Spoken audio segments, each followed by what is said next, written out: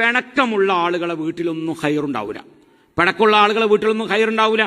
അപ്പൊ എല്ലാവരും ഇൻഷാ അല്ലാഹ് നന്നാവുക. ആരോടെങ്കിലൊക്കെ എന്തെങ്കിലും ഉണ്ടെങ്കിൽ, ഒരിക്കൽ ബഹുമാനപ്പെട്ട ദാവൂദ് നബി അലൈഹിസ്സലാമും അസ്രായിൽ അലൈഹിസ്സലാം തമ്മിൽ കണ്ടുമുട്ടി. രണ്ടുപേരും കണ്ടുമുട്ടിയപ്പോൾ ഒരു സദസ്സെന്ന് കണ്ടതാ. ആ നിൽക്കുന്ന മനുഷ്യൻ 3 ദിവസം കൊണ്ട് അയാളെ റൂഹിനെ ഞാൻ പിടിക്കുമെന്ന് ബഹുമാനപ്പെട്ട ദാവൂദ് നബി അലൈഹിസ്സലാമിനോട് അസ്രായിൽ പറഞ്ഞു. പടച്ചോനെ ആരാ പറയണേ? അസ്രായിലാ. ഒരു അപ്പീലുമില്ല. മൂപ്പര് ഇതിന്റെ ആളാണല്ലോ, മൂപ്പരെ ഡ്യൂട്ടി അതാണ്. അള്ളാഹു നമുക്കൊക്കെ ആഫിയത്തുള്ള ദീർഘായുസ് തരട്ടെ.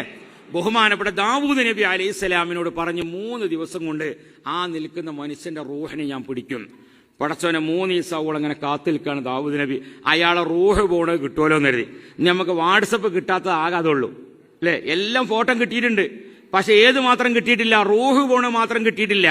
റൂഹ് പോകുന്നത് കണ്ണിലൂടെയാണ്. അതുകൊണ്ടാണ് മരിക്കുന്ന മനുഷ്യൻ കണ്ണിങ്ങനെ മേപ്പോട്ട് ഉയർത്തുന്നത്. ആ മേപ്പോട്ട് ഉയർത്തി നിൽക്കുന്ന രംഗം കാണാൻ കഴിയാത്തത് കൊണ്ടാണ് മരിച്ചു കഴിഞ്ഞാൽ കണ്ണിനെ നമ്മൾ ചിമ്പിക്കൊടുക്കണം. കണ്ണിന്റെ 2 പോളയും അടച്ചു കൊടുക്കുന്ന എന്താണ്? ആ രംഗം നമുക്ക് കാണാൻ കഴിയൂല. ആ കണ്ണിലൂടെ പോകുന്ന രംഗം വല്ലാത്ത രംഗമാണ്. ഇതിലൂടെ കൊണ്ടുപോകുന്നത്.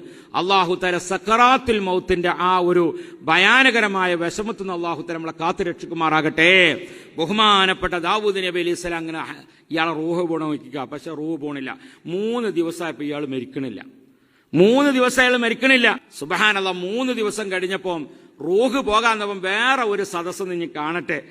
അപ്പൊ ചോദിച്ച് ദാവൂദ് നബി അലൈഹി സ്വലാം അസ്രായിലിനോട്, അല്ല അസ്രായിലെ, അയാളെ റൂഹിനൊന്നും പിടിച്ചിട്ടില്ലല്ലോ, നിങ്ങളല്ലേ പറഞ്ഞ പിടിക്കുന്നു, നിങ്ങൾ വെറുതെ പറഞ്ഞാണോ? ബഹുമാനപ്പെട്ട അസ്രായിൽ അലൈഹി സ്വലാമിന്റെ മറുപടി, ബഹുമാനപ്പെട്ട ദാവൂദ് നബിയെ, അദ്ദേഹത്തിന്റെ റൂഹിനെ പിടിക്കാൻ എല്ലാം ഓക്കെ ആയതാണ്. അദ്ദേഹത്തിന്റെ റൂഹിനെ പിടിക്കാനുള്ള ബോർഡിംഗ് പാസ്സൊക്കെ കിട്ടി, എമിഗ്രേഷനൊക്കെ ക്ലിയർ ചെയ്ത് ഇങ്ങനെ നിൽക്കുകയാണ്.